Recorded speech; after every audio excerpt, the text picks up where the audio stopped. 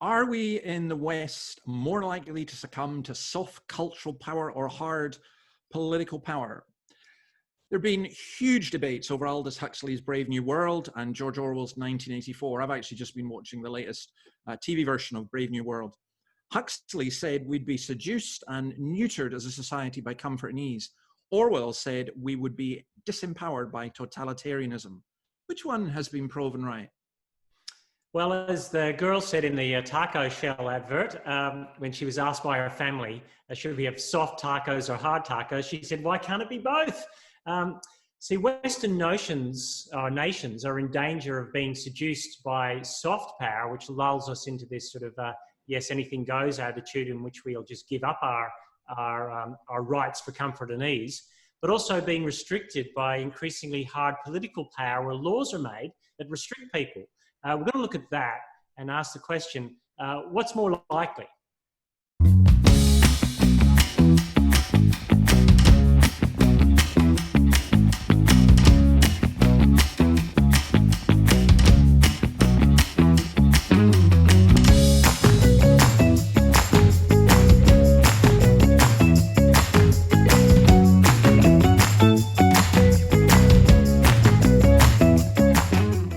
Well, when George Orwell wrote 1984 and Big Brother, the whole concept there was that power would be overbearing, overreaching, and that someone would be looking into your room all of the time and making sure you did what they said. And it looked very grim and grey. And in a sense, there's truth to that. We've seen great totalitarian powers crushing people through might.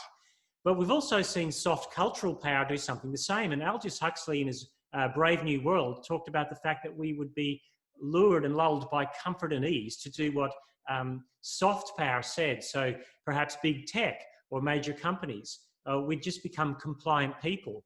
Either way, it seems to be that being compliant to power greater than us seems to be the way to go. So was Orwell right or was Huxley? Have a watch and then you decide.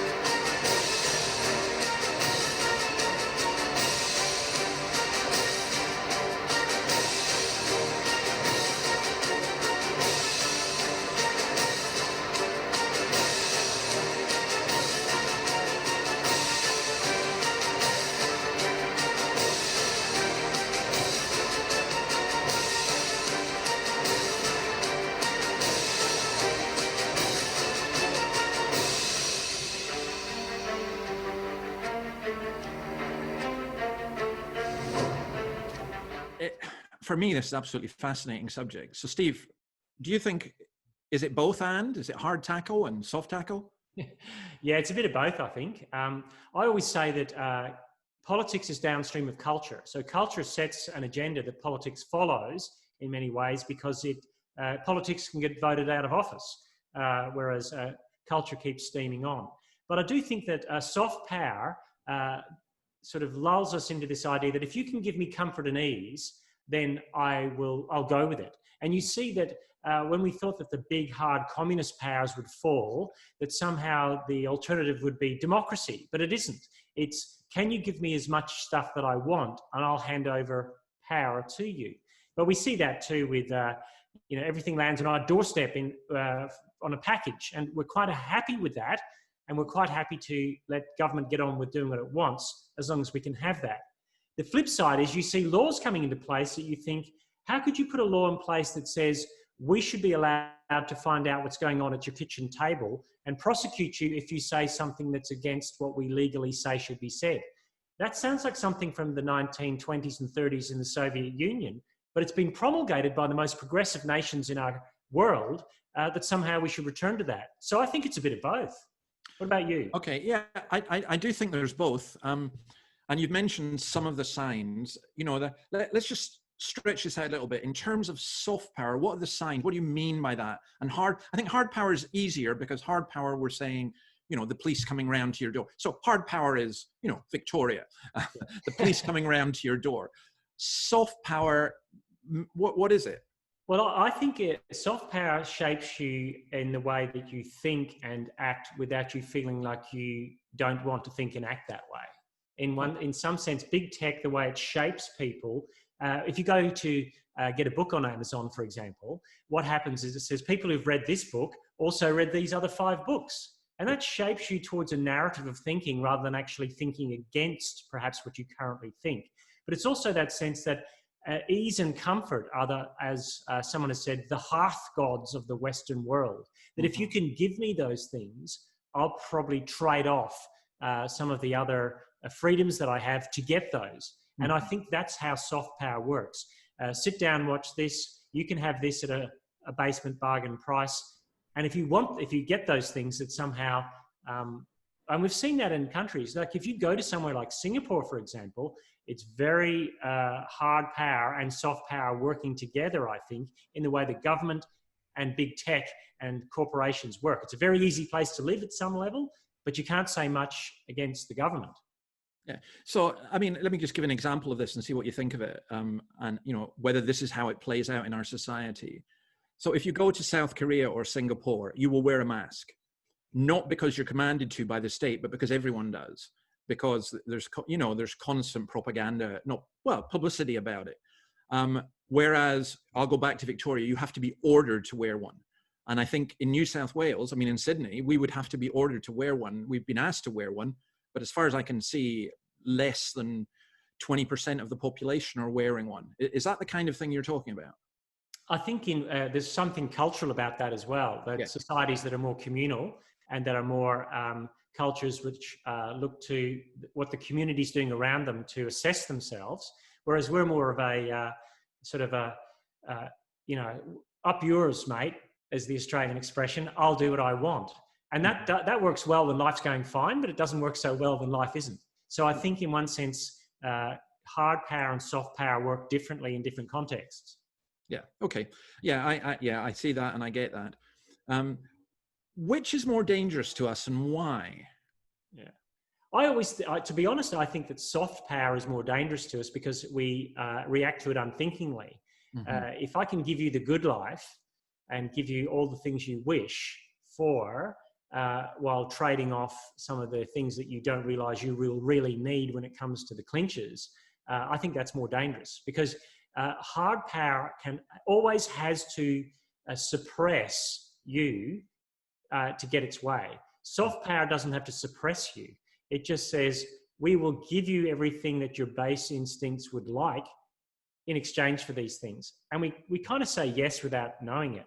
Whereas hard power has to spend a lot of time and energy in a different direction to try and compel you to do something. I think that's why I think soft power is the most dangerous to us. And perhaps most dangerous to us people who might be Christian, because it doesn't look as bad in some respects as hard power. Okay. Do you have any biblical references you wish to share with us? Well, it sounds like it's getting political, but when it comes to power in general, I think that Jesus had something to say to his disciples who, on the road into Jerusalem where Jesus was going to be crucified, two of them said, "Can we be on your left and right hand when you come into your kingdom?" Looking for power. And the other disciples were angry about it because they didn't get in first and ask first. And Jesus just turns the whole power equation around and said, if you want to be great, you must serve. And I think both hard and soft power are self-serving. Mm-hmm. That's their goal. And the Christian response is to say, how do I serve others? How do I, say, put power aside and look to serve other people in weakness? Because Jesus did that. He says, even the Son of Man, that's his title for himself, did not come to be served, but to serve and to give his life as a ransom for many. I think Christians have to start there, and a community that can do that is very radical.